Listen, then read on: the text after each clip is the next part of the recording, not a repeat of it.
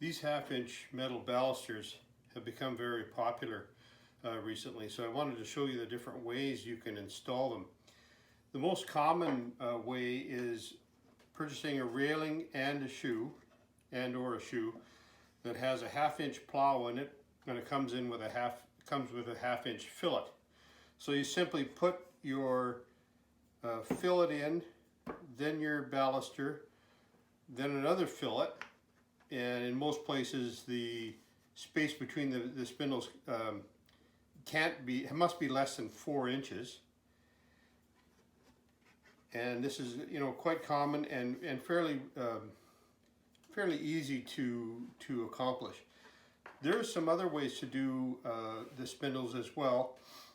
The next is using a 7/16 dowel into a 7/16 hole. That dowel will actually fit inside the hollow end of the half-inch baluster, and then just use some glue and insert it, and it makes a fairly clean job.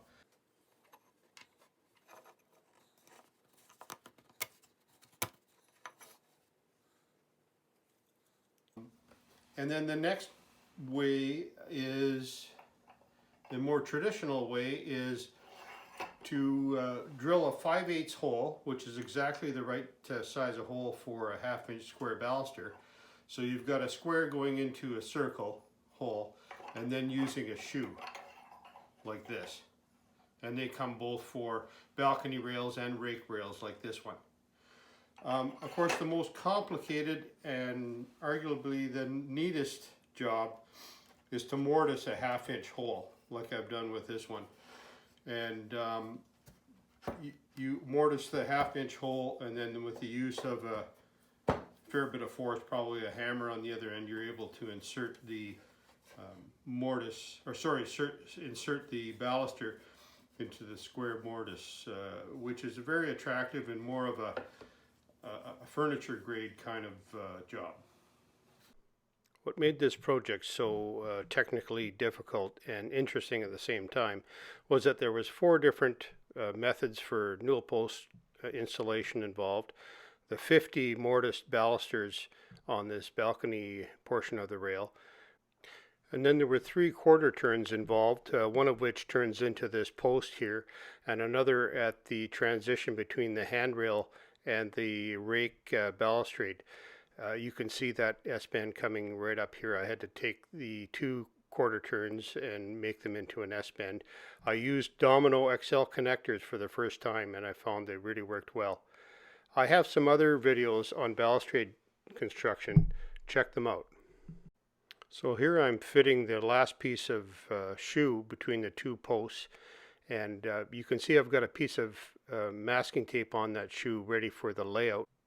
It's important to make really clear marks when you're doing a layout like this. One mistake can cost you a lot of time. I'm using masking tape and then marking it with pencil so that I don't have pencil marks on the yoke to deal with later. The customer wanted a specific pattern here that involved some regular spacing on the balusters, but then clusters of 3 balusters with 1.5 inch space between each one in a certain interval. So I'm just doing that right now, getting ready to go to the drill press and start doing the mortises. The masking tape is also going to help with some of the tear out involved when I'm doing the mortises with a square chisel bit. For this job I brought my Delta drill press to the job site and set it up. What you have to do is set up your RPMs on the drill press to somewhere below 1500 RPM. The closest I could get on this drill press was 1100, which seemed to be just about right. If the RPMs are too fast, you're going to do some damage to the bit with overheating. I haven't actually used this mortising attachment in about 20 years, so I had to watch some YouTube videos. One of the tips I picked up was putting a support underneath the drill press table, just because there's so much downward force when you're doing the mortises. You also got to really make sure you clamp the whole system and screw it, lock it down tight.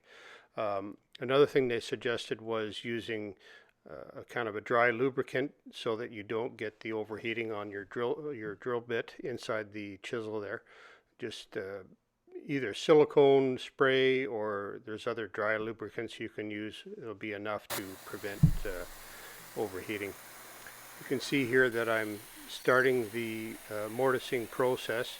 I've got several done, and what we found out through a bit of trial and error was that we were still getting some tear out with the even with the tape there, so I'm stopping the drill press so I can score the surface of the oak with a utility knife, and that seemed to really do the job well. I also found that there was a lot of upward force when I lifted up the mortising bit, so we had to clamp the shoe down tightly to the base of the drill press. You'll also notice that I'm doing the drilling not all in one shot, but I'm just going up and down until I get about a 1/2 inch depth into this 3/4 oak. You can also see that I'm using some dust control here. I've got my Festool MIDI vacuum hooked up so that it's the nozzle is just above the bit there. What's nice about the Festool vacuum systems is I can have my drill press plugged into the vacuum, and as soon as I turn the drill press on, the vacuum comes on, and it works really well. I've also got some extra lighting so I can see what I'm doing. Well, now that all the mortising is done, we're going to install the shoe onto the subfloor. Here my helper Alden is putting a bead of Bostik adhesive down before we put the shoe in place. Alden, this is his first day actually, and he's doing really well. He's a high school student that really is interested in the trades. He's doing a lot of welding, and started with me just to help with some of my bigger jobs. The way the shoe is fitted, it's going to overlap the laminate floor by a 1/4 inch and the edge of the opening by about a 1/2 inch. Here Alden is putting some glue on the miter where the two pieces of shoe intersect. I've been using this technique for years, and it works really well. You put glue on both sides of your miter, tighten it, put it in place, then wipe off the excess glue and hit it with a sandpaper right away. And that way the sawdust and the glue mix together and actually make a really perfect looking joint. You have to make sure that you don't leave any glue on the wood because when it dries it won't take stain in those spots. Another trick I've learned is to put screws in the bottom of the mortises, and that way when you put your balusters in place there's no visible fasteners in that shoe, and it makes a really professional job. Balustrades really are just a very large piece of furniture. Every joint and every step is taken with a lot of care, and takes a lot of time to do a balustrade properly. But the end result is really satisfying, and that's the reason I do it. Once you have your shoes in place, then you're going to make a careful measurement to figure out the right length for your balusters before you start cutting them. Here I'm placing a piece of MDF onto my little saw here with a little bit of hot glue. Every baluster is going to be the same length, so it's a real quick way to reduce the amount of measuring. I'm using a metal blade here that cuts through this steel baluster fairly easily. You just have to do a little bit of filing after to get the burrs off. Here Alden is filing all of 50 balusters with this axe file here. He found it pretty hard on the hands, but that's part of learning the trade. He's got a drop sheet and a foam pad to protect the balusters from getting scratched up during this process.